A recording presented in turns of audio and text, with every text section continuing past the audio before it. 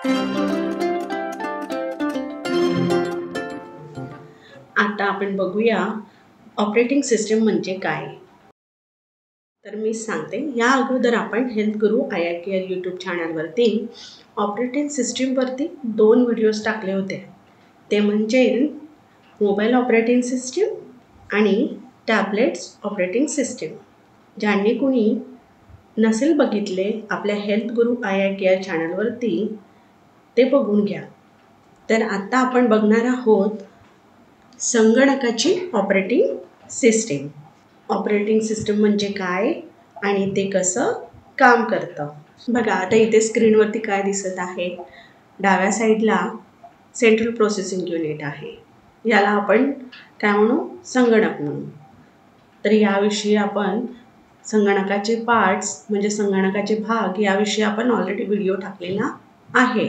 Operating system एक programme असतो जो दुसऱ्या कम्प्युटर प्रोग्रामशी संवाद साधण्यात आपली मदत करतो. आणि तिसरं, पॉवर सुरू होताच ऑपरेटिंग सिस्टीम कम्प्युटरला आपोआप चालू करतो.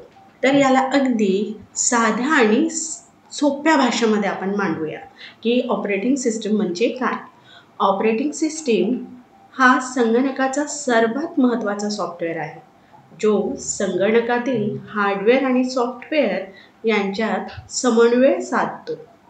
ऑपरेटिंग सिस्टीममुळेच संगणक किंवा मोबाईलवर आपल्या विविध कार्य सहजपणे करता येतात. मग याचं उदाहरण काय असेल, काही आपण उदाहरण घेऊन समजूया. आपण संगणक सुरू करतोय.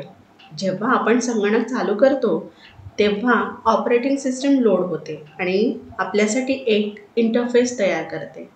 दुसरं अगदी सहज आणि समजण्यासारखं म्हणजे आपण प्रिंट कमांड देतो आणि जशीच्या तशी प्रिंट आपल्याला मिळते.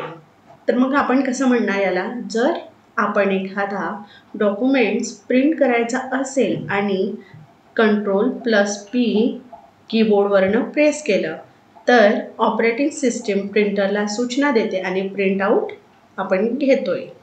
बरोबर ना.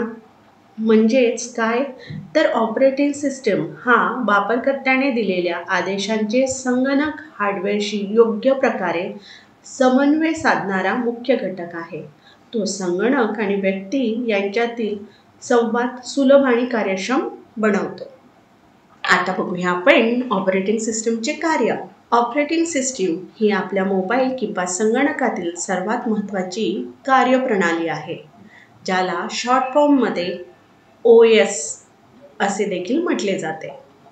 ऑपरेटिंग सिस्टीम संगणकाच्या हार्डवेअर आणि सॉफ्टवेअरमधील सर्वच कामांना संचालित करण्याचे आणि कंट्रोल करण्याचे कार्य करत असते. ऑपरेटिंग सिस्टीम हे वापरकर्ता आणि संगणक यामध्ये एक प्रकारचे इंटरफेस प्रदान करतो आणि या इंटरफेसच्या माध्यमातून वापरकर्ता संगणकाशी संवाद साधू शकतो.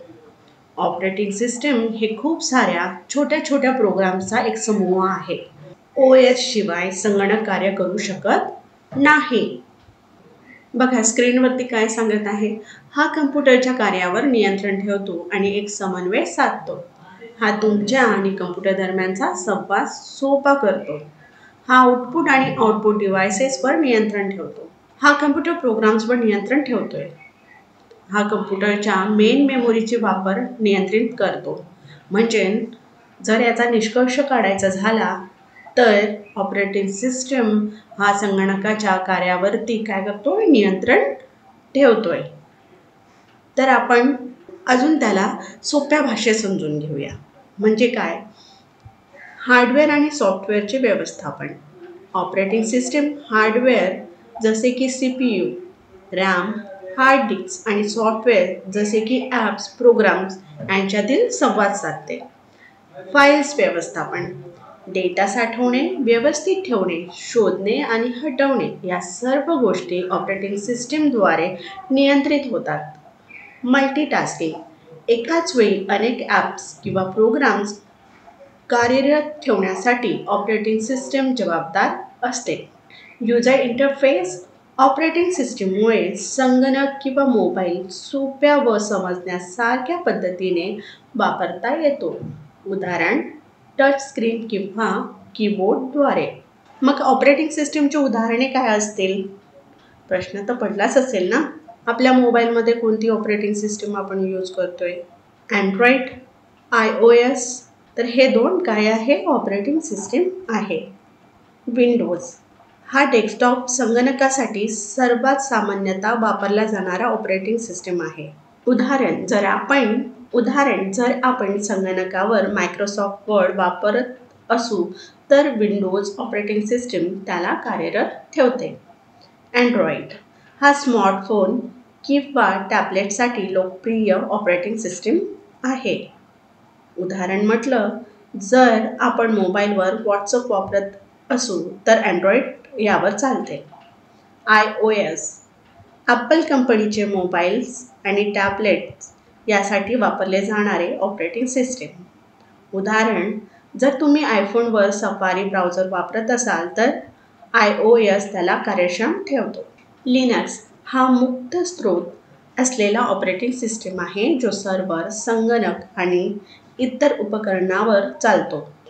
उदाहरण, मोठ्या कंपन्यांमध्ये data centre Linux operating system वापरून व्यवस्थापित केले जाते. सोपं उदाहरण म्हणजे जर तुम्ही मोबाईल वापरत असाल तर मोबाईलवरील ॲप्स उद्या कॅमेरा, कॉलिंग, गेम्स चालवण्यासाठी अँड्रॉइड किंवा iOS ऑपरेटिंग सिस्टीम कार्य करते. संगणकावर फोल्डर्स उघडणे, इंटरनेट सर्फ करणे किंवा गेम्स खेळणे हे विंडोज किंवा मॅक OSच्या साहाय्याने होते. थोडक्यात सांगायचं झालं तर ऑपरेटिंग सिस्टीम हे संगणकाचे डायरेक्टर आहे जे सर्व कामे नियोजित करते, हार्डवेअर आणि सॉफ्टवेअर यांच्या समन्वय ठेवते आणि वापरकर्त्याला संगणक किंवा मोबाईल वापरण्यास सुलभ करते. आता आपण बघूया ऑपरेटिंग सिस्टीम दोन भागात विभागली आहे. पहिला आहे कॅरेक्टर युजर इंटरफेस आणि दुसरा आहे ग्राफिकल युजर इंटरफेस. चला तर मग बघूया कॅरेक्टर युजर इंटरफेस म्हणजे काय आणि ग्राफिकल युजर इंटरफेस म्हणजे काय. डाव्या हाताला काय दिसत आहे? टेक्स्ट दिसत आहे ना. याच्यामध्ये काही इमेजेस वगैरे दिसत आहे का? आयकॉन दिसत आहे का? तर नाही. तर इथे काय म्हटलेलं आहे अगदी सोप्या भाषेत? कॅरेक्टर युजर इंटरफेसमध्ये आयकॉन्स किंवा इमेजेस वापरल्या जात नाहीत. कॅरेक्टर युजर इंटरफेस ही एक अशी प्रणाली आहे जिथे वापरकर्त्याला संगणकाशी संवाद साधण्यासाठी टेक्स्ट कमांड्स टाईप कराव्या लागतात. हे सगळे टेक्स्ट आहेत ना. यामध्ये केवळ कीबोर्डच्या मदतीने कार्य करता येते कारण यात माऊस किंवा टच स्क्रीनचा वापर होत नाही. कॅरेक्टर युजर इंटरफेसमधील स्क्रीन ब्लॅक अँड व्हाईट किंवा मोनोक्रोम असते आणि यामध्ये ग्राफिक्सचा वापर फारसा होत नाही. आता कॅरेक्टर युजर इंटरफेसचे उदाहरण घेऊन समजूया. MS-DOS म्हणजे Microsoft disk operating system, CMD, Windows command prompt. मग CUIचा वापर कुठे केला जातो? CUI म्हणजे कॅरेक्टर युजर इंटरफेस याचा वापर कुठे केला जातो? तर याचा वापर केलेला जातो सर्व्हर मॅनेजमेंट, संगणकाच्या डीप सिस्टीम फंक्शन्समध्ये बदल करण्यासाठी, टेक्निकल आणि प्रोग्रामिंग संबंधित कामासाठी. मग याचे फायदे आणि तोटे तर असणारच ना. मग याचे फायदे काय आहेत?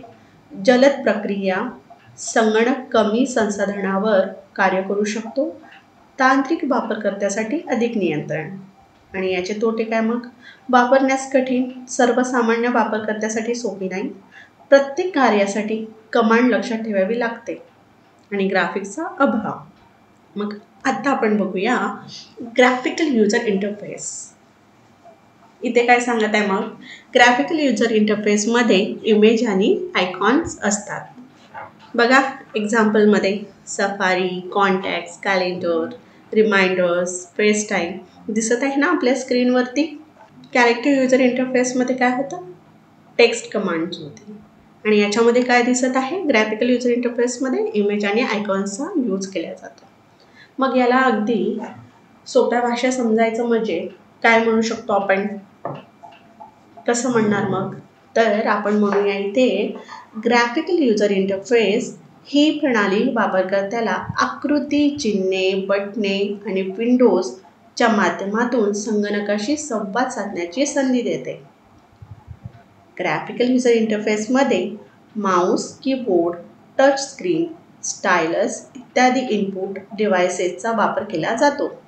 ग्राफिकल युजर इंटरफेस हे कलरफुल आणि आकर्षक असते आणि सहज समजण्याजोगे असते, कारण की याच्यामध्ये इमेजेस आणि आयकॉन्स यूज केले जातात म्हणून. GUIची उदाहरणे. ग्राफिकल युजर इंटरफेसचे उदाहरणे बघूया. विंडोज 10, विंडोज 11, विंडोज 10, विंडोज 11, ॲपलचे ऑपरेटिंग सिस्टीम, अँड्रॉइड आणि iOS mobile operating systems, Linux, Ubuntu, Fedora इत्यादी डेस्कटॉप इंटरफेससह ऑपरेटिंग सिस्टीम्स. मग ग्राफिकल युजर इंटरफेसचा वापर कुठे केला जातो? संगणक आणि लॅपटॉप, स्मार्टफोन आणि tablet, ATM machine, smart TV आणि विविध स्मार्ट डिव्हायसेसमध्ये. मग याचे फायदे आणि तोटे तर असेल ना, तर आपण फायदे बघूया. वापर करण्यास सोपे, नॉन टेक्निकल युजर्ससाठी सहज ग्राफिकल आणि आकर्षक, माऊस आणि टच स्क्रीनसह सहज वापरता येते. तोटे: जास्त संसाधने लागतात. सिंगल टास्किंगच्या तुलनेत मल्टीटास्किंगमुळे वेग कमी होऊ शकतो, हार्डवेअरच्या क्षमतेवर अवलंबून. जर याला आपण निष्कर्ष काढायचा म्हटला ओव्हरऑल तर कसं म्हणूया? कॅरेक्टर युजर इंटरफेस वेगवान आणि कमी संसाधन वापरणारे असते, परंतु वापरण्यास कठीण असते. ग्राफिकल युजर इंटरफेस हे वापरण्यास सोपे आणि आकर्षक असते, परंतु जास्त संसाधने वापरते. आजकाल ग्राफिक युजर इंटरफेस आधारित प्रणाली अधिक लोकप्रिय आहे, कारण त्या सहज आणि इंटरॅक्टिव्ह असतात.